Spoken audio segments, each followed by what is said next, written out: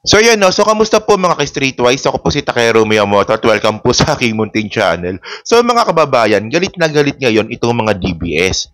Itong mga Duterte Bastos supporter, Duterte Balahura supporter, dito nga po kay Romnick Sarmienta. So talagang pinapatulan talaga nila, no? So ito, na real talk kasi sila eh. Actually, na real talk talaga sila dito kaya, 'di ba? Ikaw ba naman sampalin ka ng real talk, hindi ka ba magagalit? Hindi ka ba masasaktan? Oh. So ngayon, syempre, dahil po sa na real talk sila, so syempre ang bagsak nila ad hominem. 'Di ba? Imbis na pagtanggol nila yung paniniwala nila, ang bagsak nila ad hominem. So tingnan niyo napakasimple lang naman ng tweet ni Romnick. So, ang sabi nga nila, laos na raw to. Pero sabi dito ni Romnick, na isang, Lenny Robredo supporter ito nung eleksyon, si Romnick. So, sabi ni Romnick dito, bakit yung mga pinaghahanap ng batas madalas sa Davao natutunton? Maganda ba talagang taguan ang Davao o may tumutulong magtago? So, napakasimple lang naman ng post, di ba? Kasi ang point dito, totoo ba yung sinasabi ni Romnick na nagiging taguan ng mga kriminal yung Davao City? Totoo ba o hindi? Ayun ang point dito eh. Kasi ngayon, nakita ko tong si Joey, no? Si Joey hindi naliligo. Di ba kababaeng tao, no? Kahit maligo, mukha pa rin mabantot. Sabi dito, sabi niya kay Romnick tinan mo imbis na ipagtanggol, imbis na sagutin, ang sagot ni Joey, pag bobo dapat mabait. Pag mayabang dapat magaling. Huwag pagsabayin ang mayabang na bobo. Nakita nyo, di ba? So, ang point dito?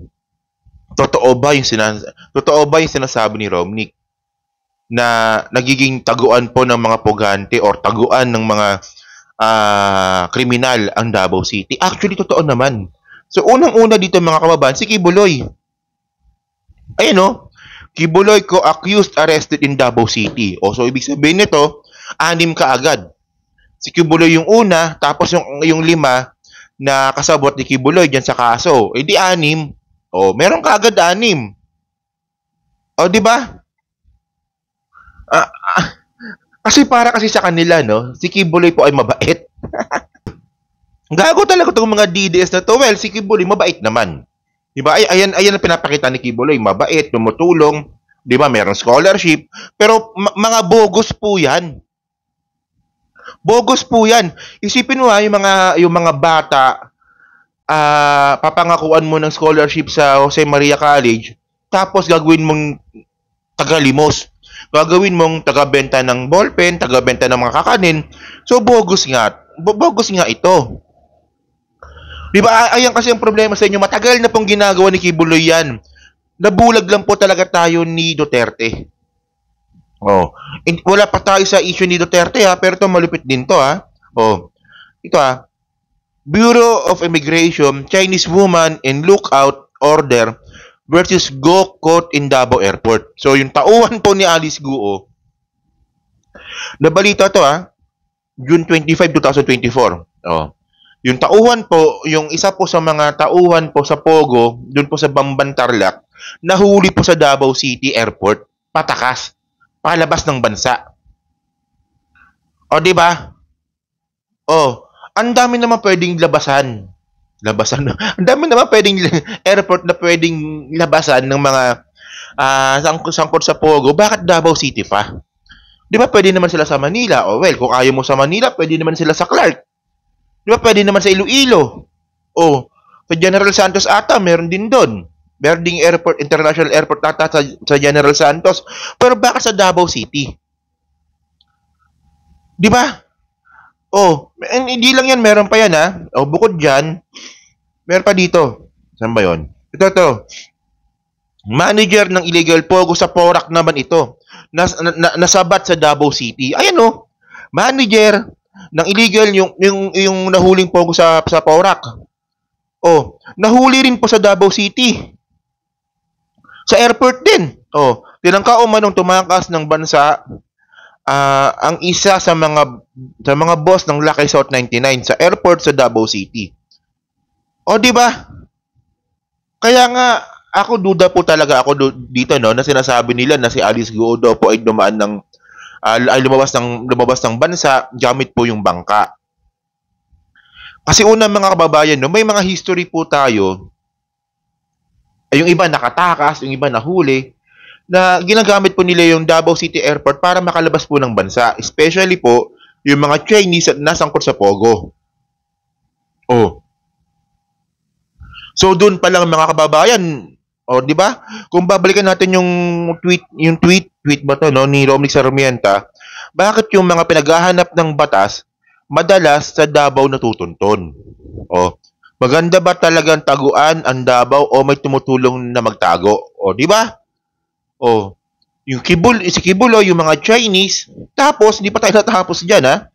Yung pinakabago ngayon, si Christopher Lau, ayan no, former PSDBM, di ba? Procurement Services sa ata tong DPS, no? Former PSDBM Executive Lau arrested in Davao City.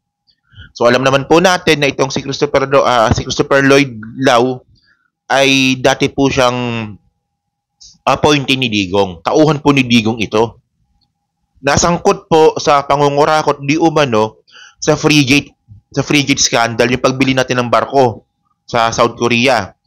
Tapos sangkot din ito sa Parmali. Sa Davao City rin po nahuli. Akala nyo tapos na, hindi pa. Meron pa dito. NBI Davao uncovers 200 falsified birth certificates issued to Chinese. Pati rin po yung pagpapagawa po ng actually 1,500 nga yan, no? Pero yung iba kasi sa Davao del Sur. Sa Davao del Sur kasi ang nangyari po niyan, yung pinaka-head office po kasi ng Davao region ng PSA ay nasa Davao del Sur. So, ang nangyayari dito, mag-a-apply sila ng late registration sa Davao City, ipapasa nila sa Davao del Sur. So, ang ending sa Davao del Sur po nakikita. Pero, in reality, mga kababayan, sa Davao City po talaga nagsimula ito. Actually, 1,500 pa nga yan. Ay, di ba, isipin mo sa dinami-daming Philippine Statistics Authority Office sa buong Pilipinas, sa Davao City talaga, sila kumukuha ng peking birth certificate or falsified birth certificate gamit po yung late registration. So, bakit sa Davao na naman? Actually, hindi ito coincidence, hindi ito nagkataon. Sa Davao talaga nangyayari. Tapos meron pa yan dito Saan ba yan? Ito pa. Isa pa pala dito. Chinese national arrested in Davao for falsifying documents. So, ito naman, kukuha siya ng passport. Davao City. 21-year-old Chinese national from Fujian Province, China was arrested Tuesday afternoon when she applied for a Philippine passport using falsified documents. Sa Davao City na naman. Ito mga kababayan, ito yung mga nahuli.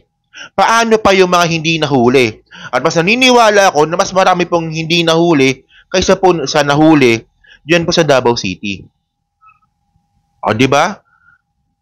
And then actually alam nyo yung pinakamalaking bogus dito mga kababayan, si Baste. Ayan po ang pinakamalaking bogus sa Davao City. Paano ko nasabi? Isipin mo nag-conduct siya ng tukhang. Di ba? Mga pusher dyan, patyon ko mo tanan, sabi niya gano'n, papatay niya yung mga pusher. Actually, may namatay na atang 5 or 8, no, nang walang due process. So, ngayon, mga kababayan, nag-conduct siya ng tukhang, di ba? Sabihin na nga natin drug lord o drug pusher. Ako, naniniwala naman ako na talagang kung nanlaban yan, di patayin, di ba? Ganun naman, naniniwala naman akong ganun Pero kapag ang point kasi dito nasa gray area tayo dito, paano natin malalaman na nanlaban kung pinatay mo na? Pero by the way ang nangyari dito, nag-conduct ng tukhang si Baste, tapos in reality pala mga kababayan, yung mga adik nasa opisina niya mismo. Di ba? So ito, pakita ko na lang yung article diyan nag-conduct ka ng tukhang, tapos yung naman pala yung mga tauhan mo pala sa loob mismo ng Davao City Hall, ayun pala yung mga adik. O ngayon, ang point ko dito, bakit kayo magagalit dito? Kasi tulad nga ng sinabi ko nga kanina, ang tanong, totoo ba yung sinabi nung artista?